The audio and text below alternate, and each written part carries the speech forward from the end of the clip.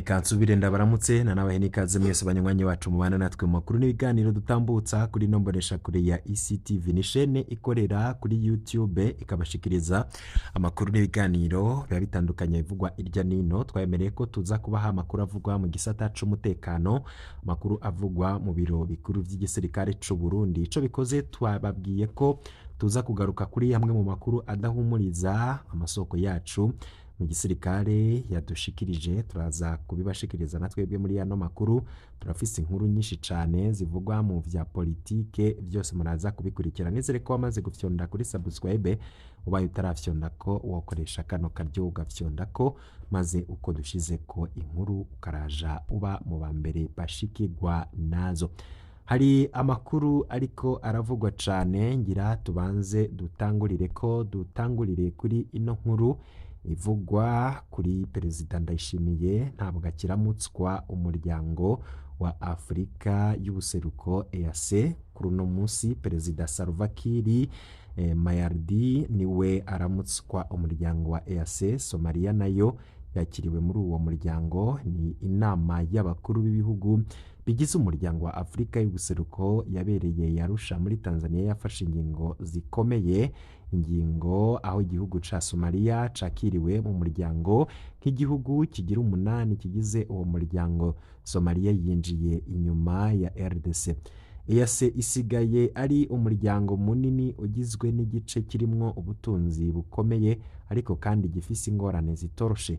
Ni agace kakiri inyuma cane mu nzira ya demokarasi no kubaha agateka kazina muntu.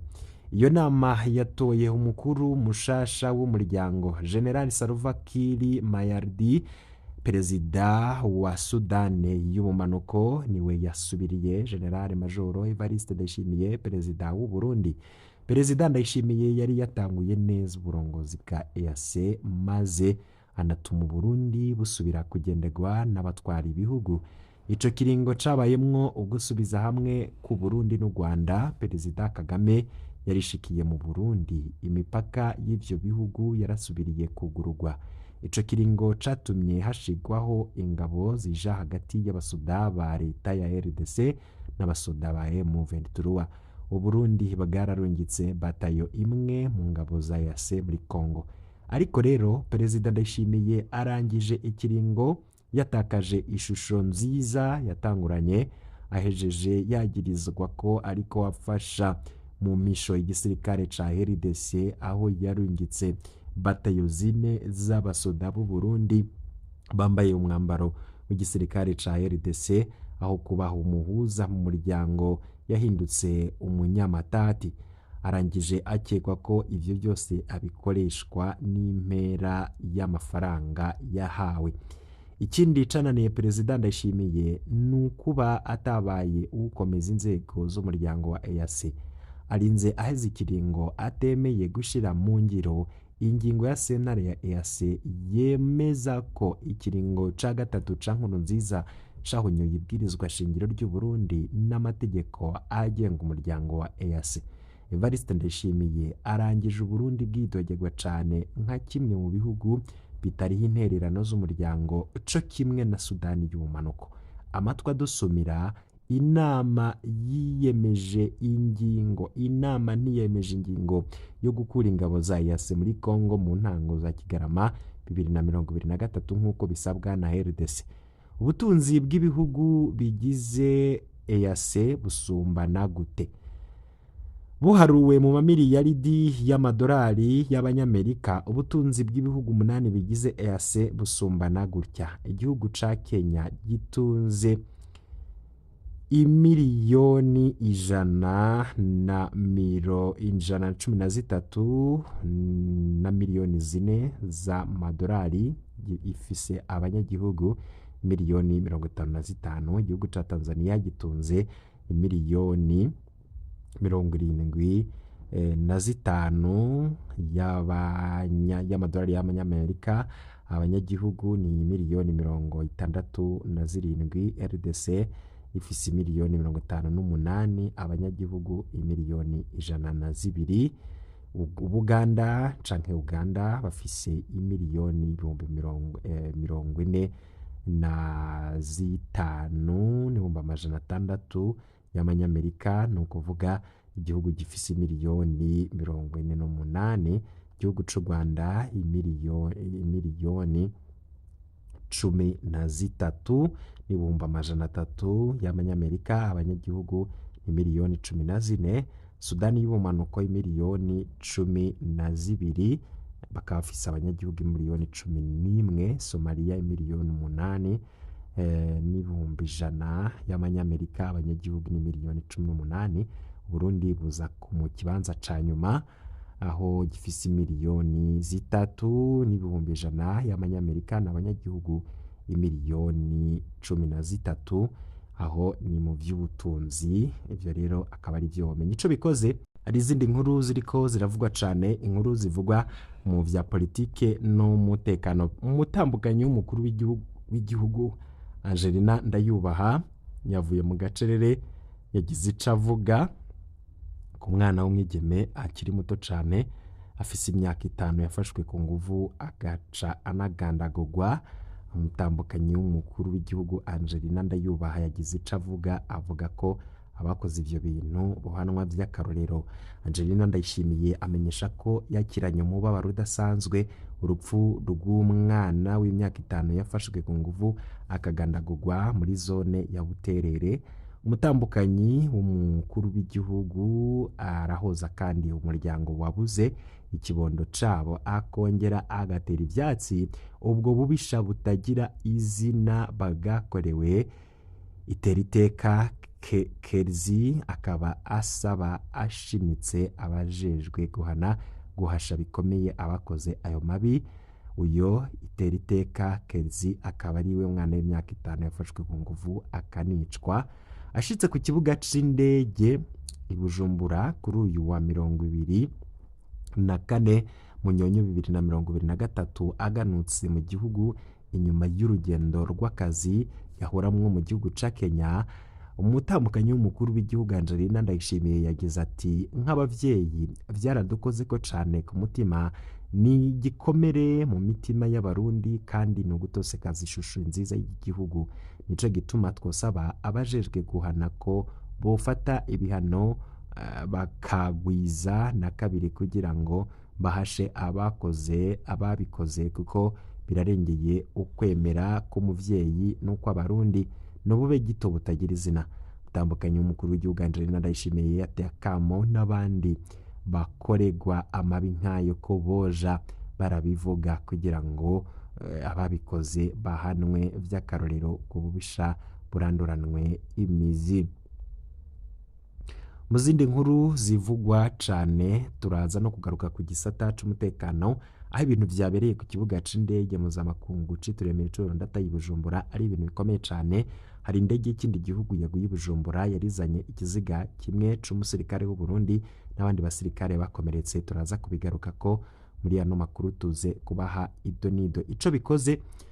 Tugarutse gato ku nkuru zivugwa mu birabana n'ubutunzi, amashirahamwe adaharanira ivyicaro vya politike ngo afise uruhara rudasanzwe mu gushira mu ngiro imbonakazoza ya 2040-2060.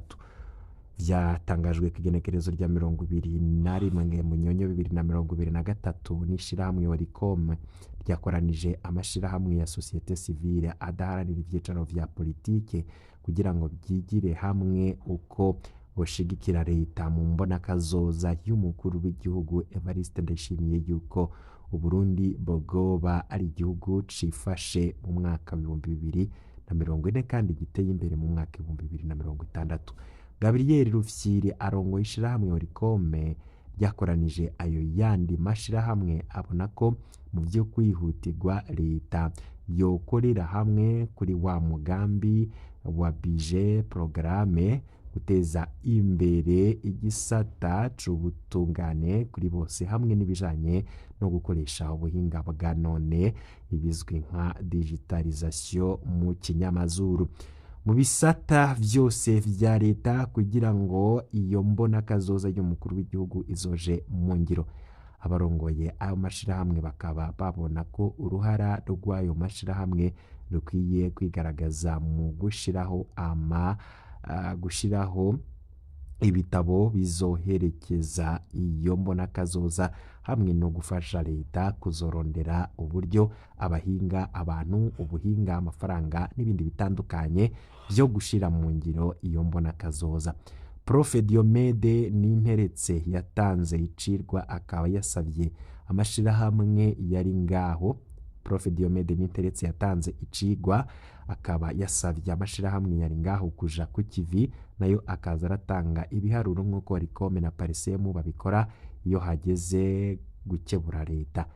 Ariko rero ngo leta nayo yoreka kuguma ifata ama OSCE canke se Organisation de la Société Civile nk'abarondera amafaranga mu bazungu kugira ngo baze kurwanya leta, ahubwo nyabuna igatahura ko ayo mashirahamwe abaje kuyishigikira mu migambi ikomeye y'igihugu. Akarorero ayo mashirahamwe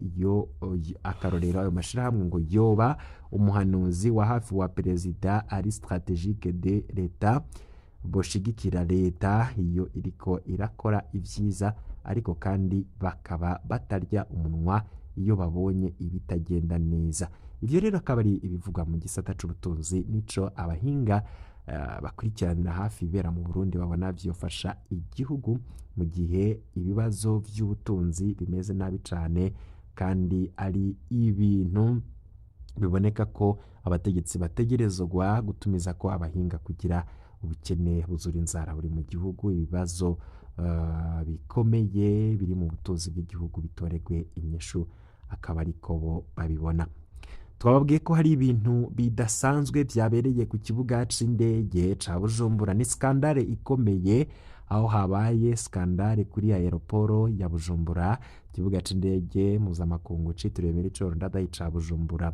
Indege ya Repubulika Iharanira Intwaro Rusange ya Kongo yahora igwa ku kibuga ca gisirikare, uno musi yazanywe n'abatahamenyereye igwa kuri aeroporo ya Bujumbura. Yarizanye ikiziga kimwe c'umusirikare n'abasirikare batandatu bakomerekeye ku rugamba muri Repubulika Iharanira Demokarasi ya Kongo, aho tugize imisi tubabwira ko abasirikare b'u Burundi batari bake bariko baragwa muri iyo mirwano. Ibiziga bikazanwa bigashingurwa bimwe mw'ibanga, ibindi bigashingurwa muri Kongo, ibindi navyo bigashikirizwa imiryango. Ico bikoze imiryango ntirekurirwa kubonana ngo iganire. Ariko nanone ivyo vyabereye ku kibuga c'indege ca Bujumbura, aho iyo ndege ya RDC yahora igwa ku kibuga ca gisirikare, uno musi yazanywe n'abatamenyereye igwa kuri aeroporo ya Bujumbura. Ibara riba riraguye, ca kiziga c'umusirikare ndetse n'abandi batandatu bakomeretse. Abantu bibaza ibibaye. Sobujeya yakiriye iyo ndege, kiziga c'umusirikare bashira muri Shariyo, abasirikare bakomeretse bashira muri bisi ya Sobujeya. Abari kuri ico kibuga c'indege bumiwe babonye ibibaye. Ivyo rero akaba ari ibintu vyatangaje cane ababibonye. Ivyo rero bikaba vyemanga inkuru tumaze imisi tubaha ku basirikare b'u Burundi bariko baragwa mu mirwano muri Kongo, kandi ko n'ibiziga vyabo biriko biratahukanwa umunsi ku munsi. Ivyo rero akaba ari amakuru aba ariko aravugwa cane, amwe abarundi bataramenya. Twababwiye ko tuza kubashikiriza inkuru dufise. Hari inkuru dufise twavanye mu masoko yacu mu gisirikare, aho amasoko yacu atubwira ko ibintu bitifashe neza. Mu makuru avugwa mu gisata c'umutekano, hari amakuru ateye ubwoba avugwa ku mukuru w'ibiro vy'intwaramiheto y'u Burundi Prime Niyongabo. Amakuru ateye ubwoba cane ku vyoba bishobora gushikira General Prime Niyongabo, inyuma yaho tubabwiye ko nyene icuka atari ciza. Amatwi adusumira nuko hoba hari abategetsi bari muri uyo mugambi, ndetse uwo mugambi wo kwikura ko General Prime Niyongabo. Ico bikoze hakaba harimwo n'amakuru ateye ubwoba ku bintu bishobora guhitana General Prime Niyongabo, nk'uko amasoko yacu mu gisirikare abivuga. Bikavugwa ko ngo hoba hari akantu kariko karategurirwa umukuru w'ibiro vy'igisirikare General Prime Niyongabo. Prime Niyongabo yoba agiye gukurikira Adolphe Nshimirimana. Ivyabaye kuri Adolphe Nshimirimana mwese muravyibuka, ivy'urupfu rwiwe, ivyamushikiye, umutego udasanzwe yatezwe. Gushikana n'ubu ukuri ku rupfu rwa Adolphe Nshimirimana kukaba kwaranyegejwe kandi abategetsi bakaba bazi byinshi kuri rwo. Mu makuru dukura mu iperereza no muri bamwe mu bihangange vya CNDD-FDD aremeza ko hari akantu kumutse kariko gategurirwa Generale Prime Niyongabo, ariko nanone nk'uko vyatangajwe amakuru avuga ko Generale Prime Niyongabo nyuma yaho amaze imisi ari mu gacerere nawe yoba aticaye, ivyo bariko arategura vyo bari biki. Mu makuru yacu mu kanya turaza tubaha ido nido ku nkuru zidahumuriza ziriko ziravugwa mu biro vy'umukuru w'igihugu ndetse no muri Etat Majoro. Umuriro urashobora kwaka umwanya n'umwanya, abarundi rero nukuhagabira ndetse nabo baba bariko barategura uyu mugambi twe twita ko ugayitse, kuko ataco wofasha igihugu atari ukugisubiza mu njyane ndetse n'ibibazo, aho abanyagihugu bato bato aribo bagira ingorane mu gihe ivyo bihangange biba biriko biracanamwo. Turaza kubibashikiriza mu kanya gato cane. Abasirikare ngo baba bateguye yegere imigumuko ikomeye, bashobora no gukora akantu. Ico bikoze iryo soko ryacu ntiryasiguye ngo ritomore neza ico avuga ko ari akantu abasirikare bashobora gukora. Hari ubwoba bwinshi cane, haraheze imisi umukuru w'ibiro vy'igisirikare c'u Burundi Generale Prime Niyongabo ari mu gacerere kuva aho havuzwe ko hasinywe dekeri kumukura mu mabanga, ariko ndakugarika umushikiranganji wa mbere w'u Burundi akanka ko iyo dekere isinywa canke se akanka kuyisinya ko mu gihe umukuru w'igihugu yari yahejeje kuyimurungikira ngo ayishireko umukono, gutyo Prime Niyongabo akugwe mu mabanga.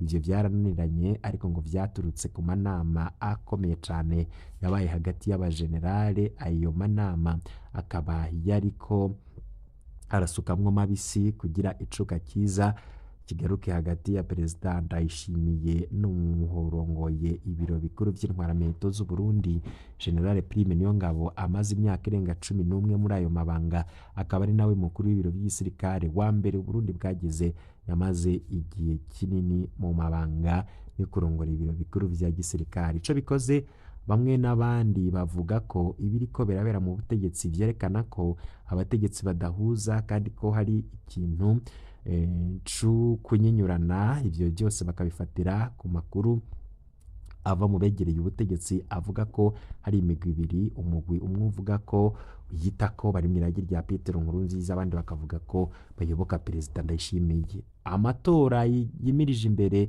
yo mwaka w'ibihumbi 2025 y'abashinga amateka na ya 2027 y'umukuru w'igihugu ariko aratera ibibazo bikomeye cane. Ivyo byose tuzobigaruka ko muri CNDD-FDD. Ibintu naho ngo ntivyoroshe, ariko nanone isoko ryacu mu gisirikare rikaba ryaduhaye amakuru adahumuriza.